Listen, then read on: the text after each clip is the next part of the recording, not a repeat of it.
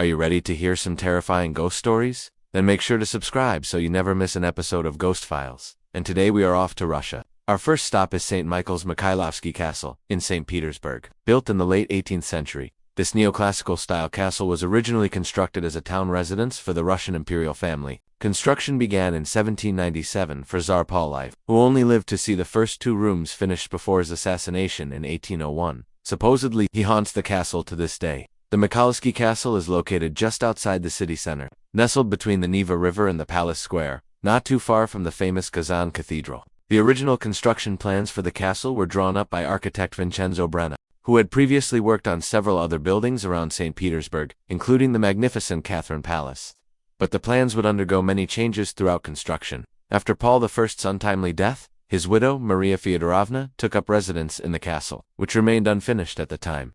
She commissioned architect Thomas de Tommen to redesign the interior of the palace to better suit her tastes and to continue construction on the building's facade. After her death in 1828, the castle passed to Nicholas I, who later sold it to the Russian Academy of Sciences. It has served as their main building ever since. Today, visitors can tour most of the castle, including the throne room, the palace's art museum, and library, as well as the extensive gardens. You can even take a peek into the home of one of Russia's greatest composers. One of the 5 sons of Paul I was Alexander, the future Alexander II. His son Alexander was the composer known as Tchaikovsky. The apartments where he was born have been reconstructed to how they looked during his childhood. But let's get back to Paul I, the man whose ghost is said to roam the halls of Mikhailovsky Castle. Paul I was the second son of Catherine the Great and her lover Sergei Gemchugov. When his older brother, Alexander, died unexpectedly, Paul became the new heir to the throne. He ruled Russia from 1796 to 1801, a turbulent period that included wars with Sweden, the Ottoman Empire, and Napoleon.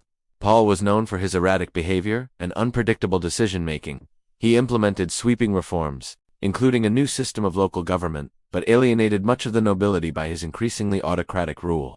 Paul's only child with his wife, Sophie of Württemberg, was a daughter named Maria, but he desperately wanted a male heir, so he took another wife, a 19-year-old princess named Natalia Gagarina. Soon after, Natalia gave birth to a son, but the child died just 3 days later. A second son, also named Paul, was born in 1799, but he, too, died in infancy. Desperate to produce an heir, Paul and Natalia consulted with doctors about possible causes for the deaths. Some sources claim that they were told that the young men had been killed by poison, while others say the cause was unknown. But this may have set the stage for the tragic events that would unfold just 2 years later. In November of 1800, Paul and Natalia traveled to the Crimea to escape the cold St. Petersburg winters. They stayed in a small wooden house near the shore, away from their court and any possible enemies.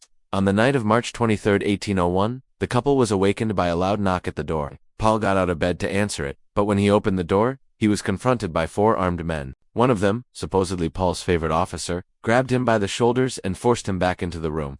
Natalia screamed and tried to hide under the bed, but she was pulled out and tied up alongside her husband. The men dragged them both out into the hallway, where they were met by 2 more armed men. They bound Paul's eyes and forced him to walk past his own guards, who stood by silently, down a flight of stairs, and into a cellar. The men took the couple to a small, dark room, lit only by a single candle. They pushed Paul onto a chair and left the room, locking the door behind them. Suddenly, a guard stuck his head through the doorway and asked Paul to give Natalia a ring and tell her to take the children away from St. Petersburg and raise them in safety. When he turned back to face the men, they were gone. Paul managed to free himself from his bonds, but as he unlocked the door and climbed the stairs, he collapsed and died of a heart attack.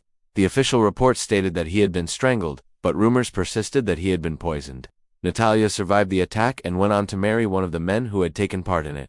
She was accused of conspiring against her own husband and sentenced to 10 years of hard labor. After serving her sentence, she was allowed to return to St. Petersburg and live out the remainder of her life under house arrest. Since Paul I's death, there have been numerous reports of strange occurrences in Mikhailovsky Castle. Most involve the apparition of a tall, thin man dressed in 18th-century clothing, believed to be the former emperor. Visitors and staff have reported seeing the ghost of Paul I on the grand staircase, pacing the ramparts or standing at the windows overlooking the river. One story tells of a security guard who was working late in the castle archives when he heard footsteps approaching. He looked up to see the ghost of Paul I striding toward him. The spirit then walked through the wall and vanished. Some say the ghost of Paul I can be seen clutching a burning candle. This may be connected to an urban legend that claims his body was embalmed with a red-hot musket ball placed inside, so that he would never rest in peace. But if you want to hear more about that, you'll have to tune into our show next week. It's been suggested that Paul I's ghost may actually be the spirit of one of his servants, who was executed for his role in the conspiracy against him.